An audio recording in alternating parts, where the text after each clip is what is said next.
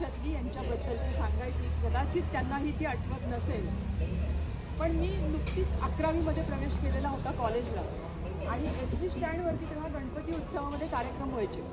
तिथे परिसंवाद होता. त्या परिसंवादामध्ये बोलण्यासाठी म्हणून खूप उत्साहाने नाव दिलं होतं आणि सुनंदा जाजू म्हणजे शांभाऊंची बहीण, आम्ही दोघींनी नावं दिली होती. उत्साहात होतो, खूप तयारी केली होती भाषणाची, शांभाऊंकडून पॉईंट्स वगैरे घेऊन सगळं केलं होतं.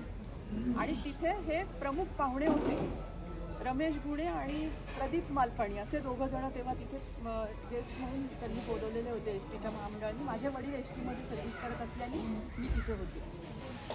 आणि जेव्हा आमची वेळ आली बोलण्याची तेव्हा सुनंदाचा नंबर लागला. सुनंदा उभी राहिली, भाषण खूप छान हातामध्ये सगळं, पण आजचा हा असं करून ती गडबडली, तिला बोलता आलं नाही. खूप मॉक समोर बसलेला. तेव्हा मी घाबरले. तिच्यानंतर माझा नंबर, ती शेवटी 1-2 सेकंदामध्ये खाली बसली की ठीक आहे जाऊ दे, मला नाही बोलता येत, बसली खाली. माझं नाव पुकारलं गेलं आणि मी उभी राहिले. तिथे जास्त जर बोललं तर त्यांच्याजवळ एक बेल दिलेली होती. खूप बोलणारे पण काही लोक असतात, ते बेल मारायचे हे मागे. आणि मी उभी राहिले, बोलायला सुरुवात केली, विषय सांगितला. थोडीशी घाबरले, पाय लटपटायला लागले आणि तेव्हा मला यांनी धीर दिला होता. यांनी सांगितलं की बोल बोल, तुला जे बोलायचं ते बोल.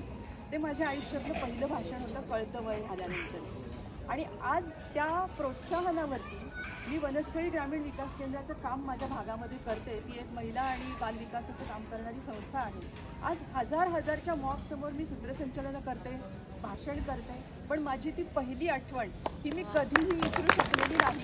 त्यांना आठवते की नाही मला माहीत नाही, पण मला आज इथे ही शेअर करावीशी वाटते आणि खूप धन्यवाद त्याबद्दल. मला आठवत नाही.